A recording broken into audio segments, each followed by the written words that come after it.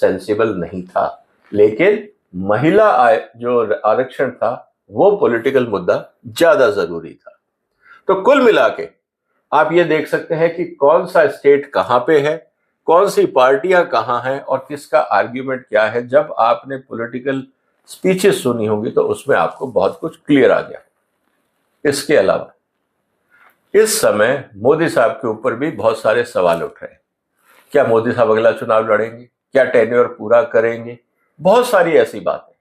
और बीजेपी को पता है कि उनके पास मोदी साहब के अलावा चुनाव जिताने के लिए और कोई ऑप्शन नहीं है।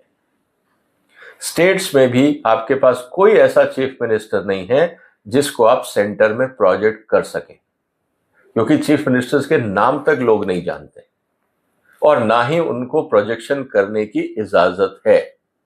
तो ऐसी स्थिति में पूरी की पूरी बीजेपी एक ही व्यक्ति के पीछे खड़ी होगी और वो है मोदी साहब। ये बात भी बहुत क्लियर है।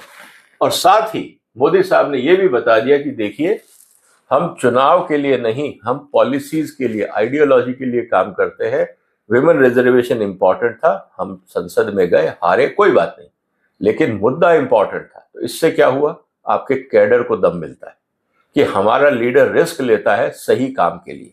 और ये जो पार्ट है इसको बोलते हैं एजेंडा कंट्रोल। आप बीजेपी के अंदर और राजनीति में एक साथ आपने इस मुद्दे से एजेंडा कंट्रोल कर लिया। तो कुल मिला के स्थिति क्या है? आप कई सालों तक इस मुद्दे को खींच सकते हैं, क्योंकि आपको जो हर बार चुनाव लड़ना है, हर बार आप रिफॉर्म्स की बात करोगे और हर बार आप ये कहोगे जनता को हम आपको रिजर्वेशन देंगे, लेकिन आप हमें वोट दीजिए।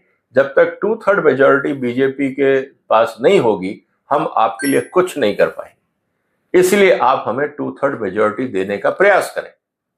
यह बात बहुत इंपॉर्टेंट हो जाती है कैडर के लिए।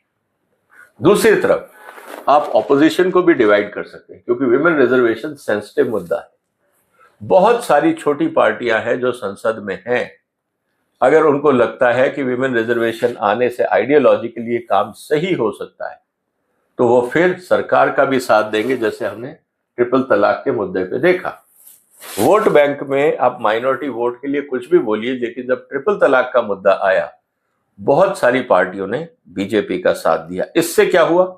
जो अपोजिशन था वो बटा और बीजेपी को एक नैरेटिव का एडवांटेज मिला। इसके अलावा लॉन्ग टर्म कॉन्स्टिट्यूशनल इंजीनियरिंग अब आप कर सकते हैं। आप लंबे समय तक इस मुद्दे को खींच सकते हैं।